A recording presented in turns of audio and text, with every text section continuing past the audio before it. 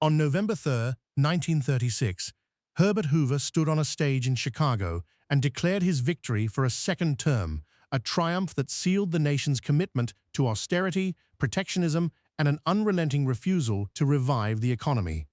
The United States had already felt the shock of the 1929 Wall Street crash, but Hoover's unexpected win meant that the New Deal never materialized, and the policies that might have pulled the country out of its abyss were permanently scuttled. For decades, historians debated whether a single election could alter the fate of an entire generation. This moment proved it could.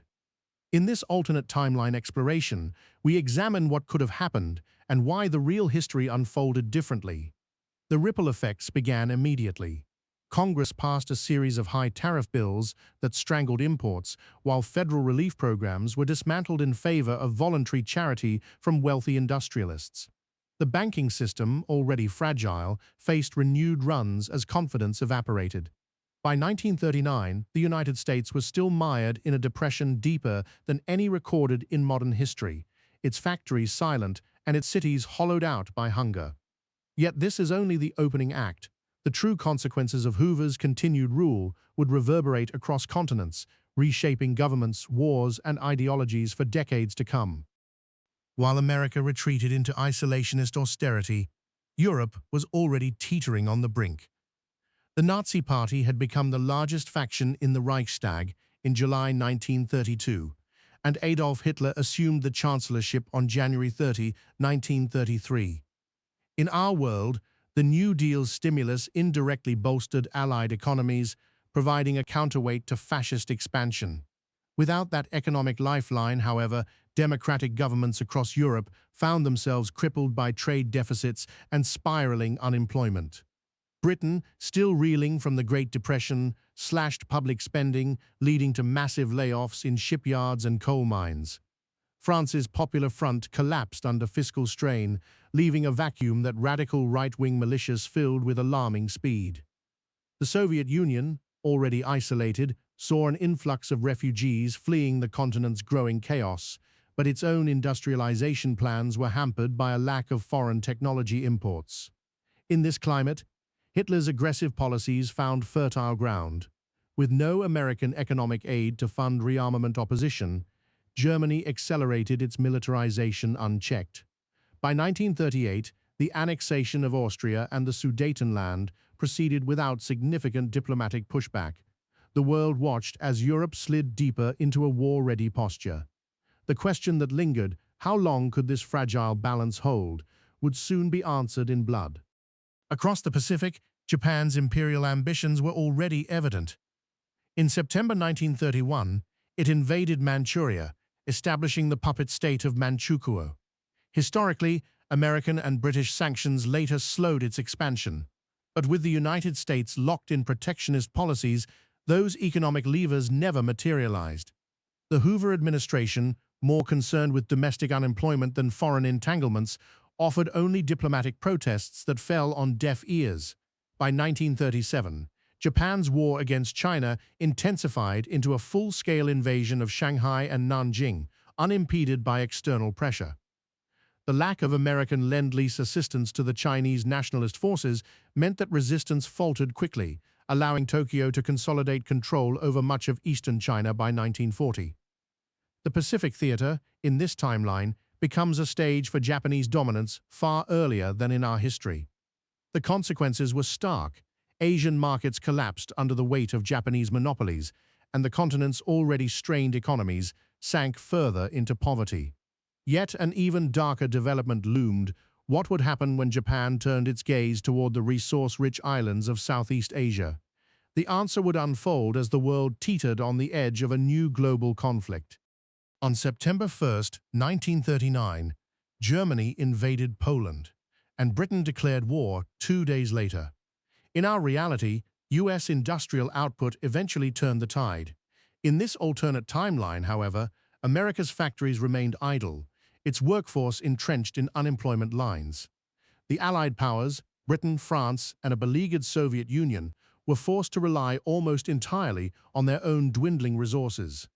The early years of World War saw rapid German advances across Western Europe. Without the Lend-Lease shipments that historically bolstered British air defences, the Battle of Britain collapsed in late 1940, leaving the United Kingdom vulnerable to a possible invasion that never fully materialized due to logistical challenges. France fell even more decisively, and a Vichy regime emerged under direct German influence. The Soviet Union, still reeling from purges and industrial shortfalls, faced an intensified German onslaught on its Western Front in 1941. Lacking American steel and oil supplies, Stalin's ability to mobilize was severely hampered.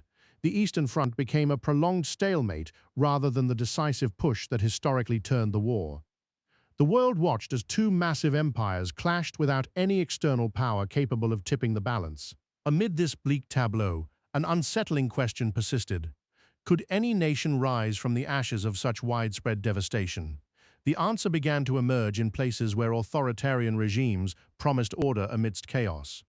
As democratic institutions crumbled under economic strain and military defeat, extremist governments seized power across continents.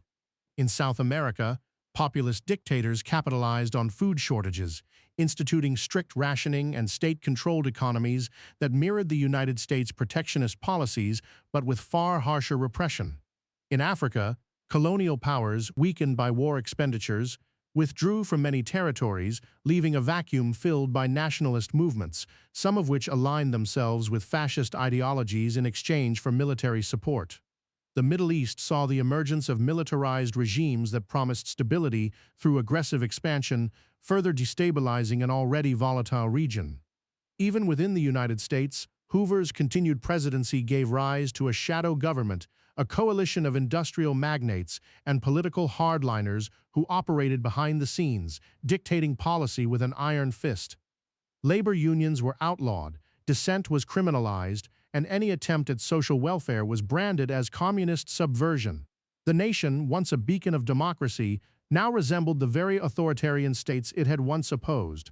The world's geopolitical map was being redrawn not by treaties, but by the relentless spread of oppression. Yet amid this darkness, whispers of resistance persisted, underground networks, exiled intellectuals, and fragmented guerrilla groups that kept hope alive. Their stories would become crucial in the final chapter. By the early 1950s, the Great Depression had not only persisted, it had deepened into a global economic cataclysm. International trade volumes were at historic lows. The world's gross domestic product had contracted by nearly half compared to pre-1929 levels. Unemployment rates in industrial nations hovered above 30%, and famine threatened millions across Asia, Europe, and Africa. The Hoover administration's protectionist tariffs, initially intended to shield American jobs, now crippled any remaining avenues for recovery. Nations that once relied on export markets found their goods trapped behind a wall of duties, while imports were scarce, leading to chronic shortages of essential commodities like food, medicine, and fuel.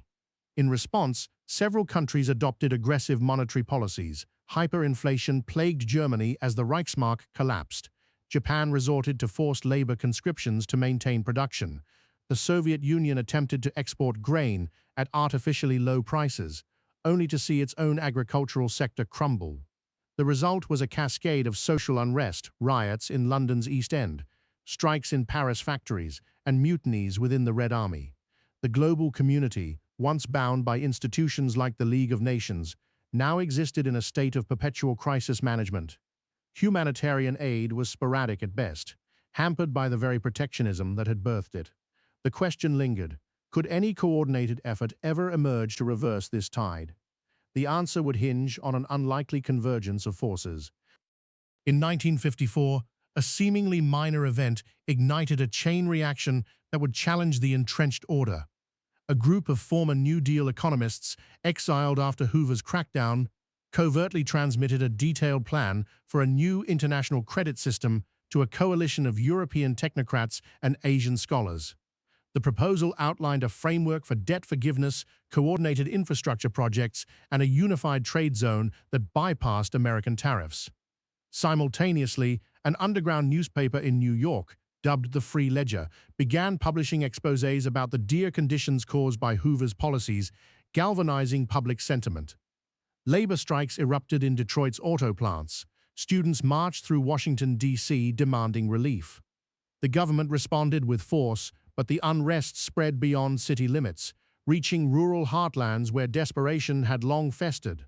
In Berlin, a secret pact formed between former Wehrmacht officers and Soviet engineers to rebuild the city's shattered industrial base under a neutral banner, offering an alternative to both Nazi remnants and Soviet domination. In Tokyo, dissident military leaders staged a coup against the militarist government, pledging to redirect resources towards civilian reconstruction. These disparate movements, though uncoordinated at first, began to find common cause: the universal yearning for economic revival and political freedom. As each uprising gained momentum, the world watched, wondering whether these sparks could coalesce into a flame bright enough to melt the iron grip of authoritarianism. The story we have traced is not merely a collection of what-ifs, but a stark reminder of how fragile the balance between prosperity and ruin truly is. A single electoral victory in 1936 set off a cascade that kept the Great Depression alive for 3 decades, eroding democratic institutions and empowering extremist regimes worldwide. The absence of New Deal reforms removed a vital safety net, while protectionist tariffs sealed nations within economic prisons of their own making. Yet even in the darkest timelines, human resilience surfaces. The eventual emergence of coordinated resistance driven by intellectuals, workers, and disillusioned officials demonstrates that ideas can outlast policies and hope can germinate beneath oppression. Whether such a movement could have succeeded earlier is an open question.